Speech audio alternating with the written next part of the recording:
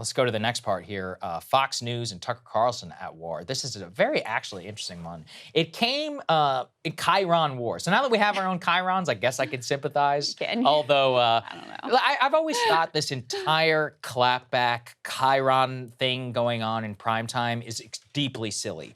It's For example, embarrassing. because you know, when we do our Chirons, we just want it straight so that somebody who's watching it on their phone or their TV can just look up and have a very, you know, content knowledge of like, okay, that's what the segment what's going on. is about. By the way, guys, in case you don't know, the Chiron is just like the banner you put on that says whatever you're talking. That's a Chiron. There you go. Thank you, control room. That's Tucker our Chiron. Tucker declares war. News. Yeah, there's no editorial judgment in this. I mean, We're there's just like, maybe a little Tucker bit of is editorial going. in there. Okay, but we are being descriptive in our editorial judgment. We're not saying like Tucker declares war on Fox News falsely.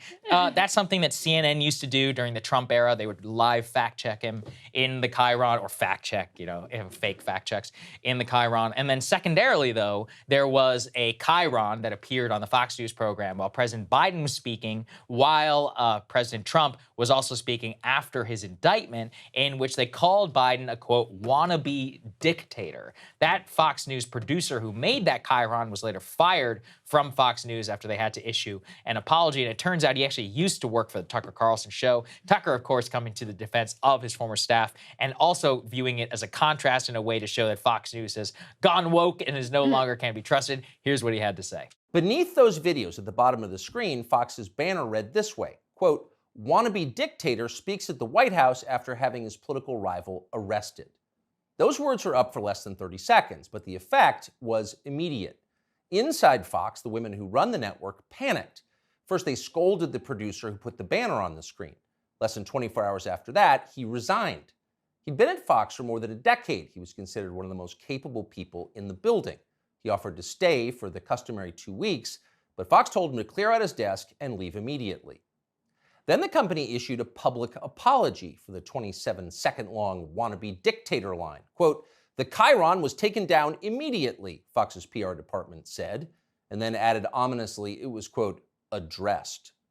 That was all true, but it was not enough to save Fox News from the ensuing scandal. So why does that matter? Because it shows you that Tucker obviously still very upset at Fox for firing him, using his position, especially whenever they are issuing cease and desist letters and there's an ongoing legal war as to whether he's literally allowed to do that show at all. But the reason why it's important, I think, is it shows a growing alliance of the online right, Tucker Carlson, and also Trump against the preeminent conservative program that's out there right now. Let's put this up there, because Trump also joining the fray, going ahead and saying that he's joining actually Fox News, joining Tucker Carlson in going after Fox News as disgraceful, says that Tucker Carlson is right, and twisting the knife after MSNBC actually beat Fox News. He, quote, called himself the king and demanded they bring back Trump allies and MAGA. So the reason why, again, is that he says, it happened as I predicted. The golden goose that has been so beautiful is being slaughtered by fools.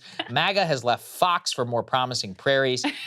Prairies in quotes. Don't ask me why that one's in quotes. Long live the king. The only solution for Fox is to bring back Trump allies, and MAGA backing no personality. Ron DeSanctimonious has been a disaster. Also, do not broadcast negative ads against Republicans and conservative candidates by perverts, misfits like the failing Lincoln Project. Roger Ailes never allowed that. Man, the character limit really was a blessing for Trump. These long tweets and also long truths. It's a blessing for everybody. It really, it requires a live editing and an economy of words, which I find very important. But I think that the main point remains that Fox News is increasingly losing its cachet amongst hardcore GOP primary voters who have access online down to the Tucker Carlson show, also to Trump on Truth Social. I'm not saying that this is, going to be some great revolution, but it has brought down Fox so they are no longer the kings of cable, of which they were claimed the mantle for decades of our politics, Krystal. I mean, the irony, I don't know that it's an irony, but the truth is Trump is right. Yeah, he is right. Trump is the most singular force in American politics. I think that's terrible. I think it's bad for the country. I think it's bad for politics. I think it makes it so our politics end up being about nothing and about, it's just like existential, lesser of two evils. There's no policy. No one feels the need to run on anything affirmative. I think that sucks, but I think it's also reality. And you see it with CNN. when they tried to pull back from, what they had cultivated over years of this resistance-focused, very Trump-focused audience, when they tried to counter-program that, it's been a disaster for them. And so the one channel that has stayed in the all Trump all the time lane is MSNBC, and they have been benefiting from it. Put this up on the screen. They actually dethroned Fox News after years-long ratings dominance. MSNBC turned in a few performances that were actually higher than Fox News. This is nearly unheard of. Nielsen data regarding the week ending this past Sunday showed that Fox's primetime 8 to 11 p.m. viewership averaged about 1.504, and the average viewership for the more left-leaning MSNBC over that same primetime hours was 1.520, so narrowly beating out the conservative network. But that's a huge deal. Fox normally dwarfs MSNBC. It's not even close. But guess what? Guess why MSNBC is doing so well? It's all about Trump. He got indicted. And they went all in. And, CNN has sort of broken the trust with their liberal faithful. And so they migrated over to MSNBC and know they're going to get the Trump-centric coverage that they want and desire and have been trained to expect. And so, MSNBC ends up on top because over at Fox, listen, Fox is still very conservative. They're still, in certain ways, very pro-Trump. But there was an overt attempt to make a break and push Ron DeSantis. And that, and then all the text messages that came out during the Dominion lawsuit about the way they really felt about Trump and what was going on behind the scenes, the way they were manipulating their viewers.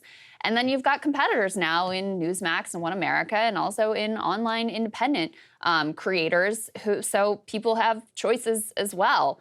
I think it sucks, but in terms of a cable news audience, if you're just looking at ratings, there's simply no doubt that all Trump all the time, either pro or against, is the way to go. Yeah. It's sad. It's very funny. It's sad. It also shows you that, Fox, the biggest reason why I think that they made a big mistake is they were trying to do what they had the ability to do in 2008 today. So Yes. for people who don't know, back in 2008, Fox and Roger Ailes specifically said, we have one mission. We're going to take down President Obama, and we are going to guide the movement against Obama and elect the next Republican president. What they did is they effectively created the Tea Party by featuring their guests on all of the time and giving them a central platform to be the organizing face and force of the actual GOP.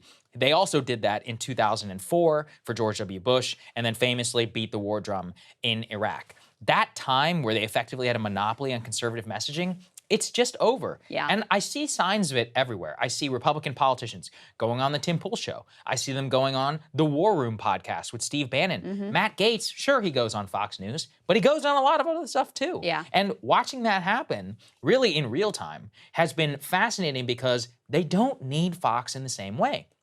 And then when Fox could not really stand to lose some of its people or did not have the monopoly, it also went in for Ron DeSantis, who just simply is not the same force as Donald Trump and doesn't have that level of support. So they tried to act as if they were still kingmakers. For those who watched Succession, there was a scene where they're like, let's go pick the next president. And I just remember thinking, this is such an outdated model of how it works. Cable presidents, Rupert Murdoch and them, they don't pick the president anymore, and they haven't in a long time. So they're still just not waking up to reality. Maybe they're just so old that they literally have forgotten. Certainly on the Republican side. Unfortunately, I think on the Democratic side, there still is just a lot of trust for You might be right. cable news That's and true. mainstream press and whatever. We're talking about a multi-decade-long project to divorce the conservative base from mainstream networks. And so for Fox, that makes you vulnerable to when the new upstarts come along, you being painted as the mainstream dinosaur that your base already has a lot of skepticism and antipathy towards. So yeah, it creates a real vulnerability for them. Now, what they argue publicly, I think sometimes, and definitely privately, is basically our viewership is really old and they don't even know how to find these other platforms. And so they're stuck with us. That may have some truth to it, but you really want to bet on that?